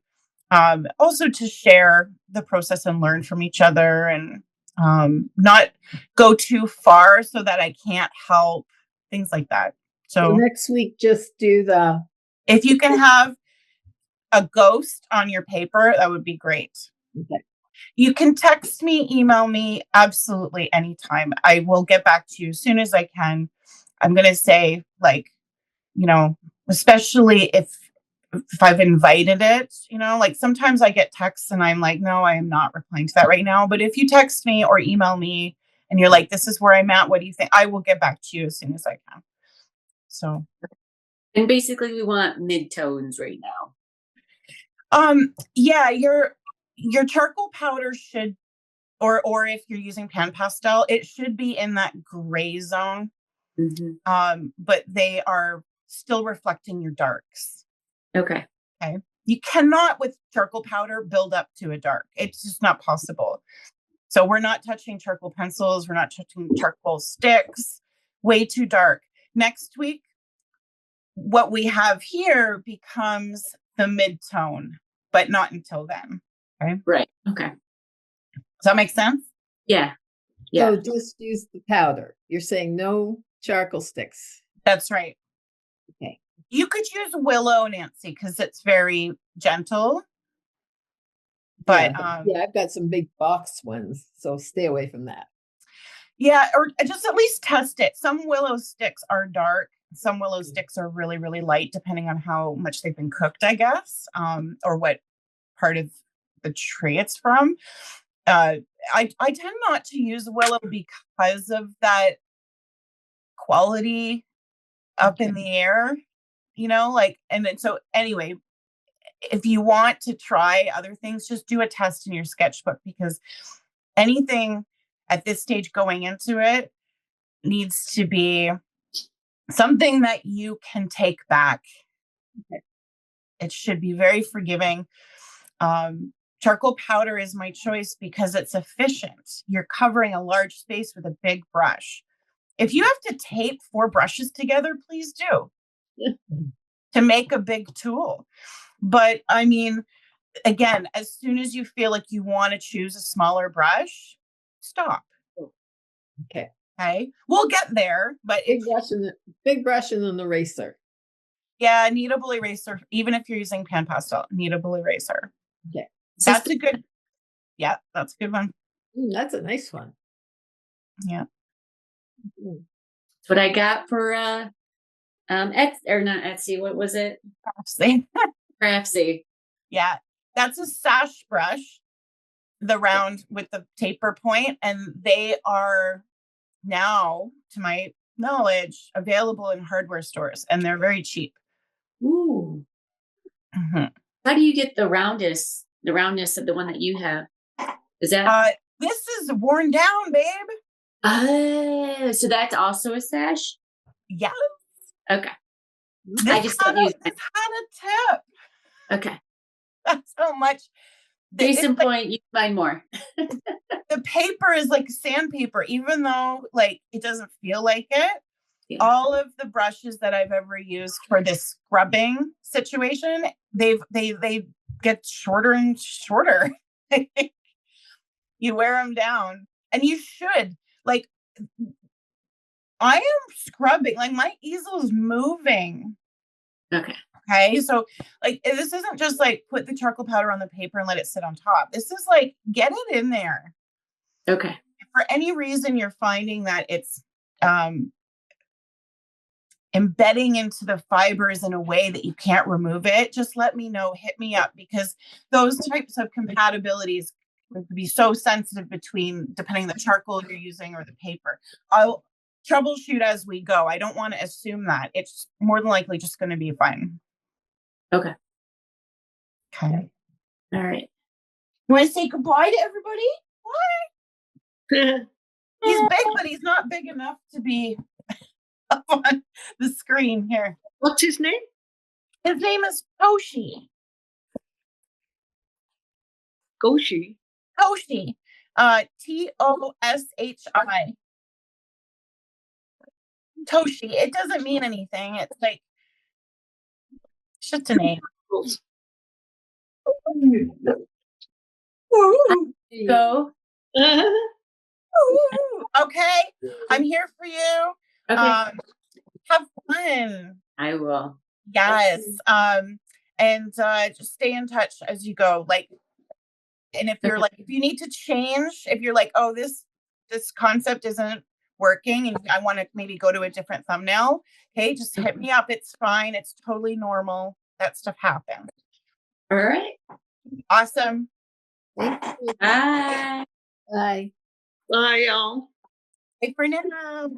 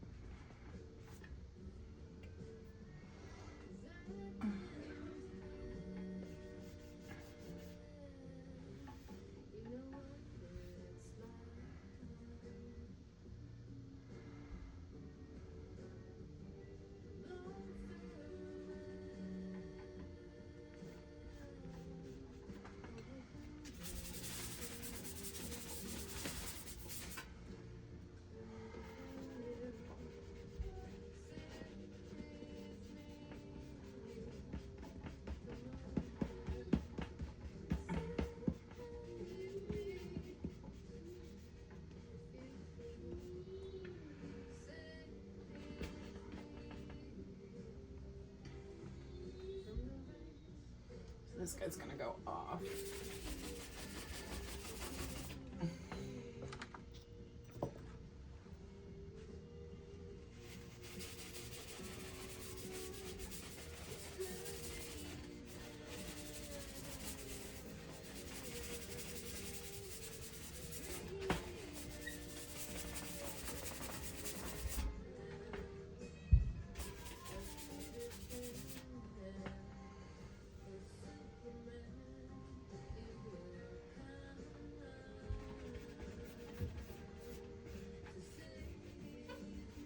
So let's do just a couple of notes is that I'm changing my mind as I go. I've decided that this makes more sense as I'm building it. This goes off and it's not the whole 2 coyotes.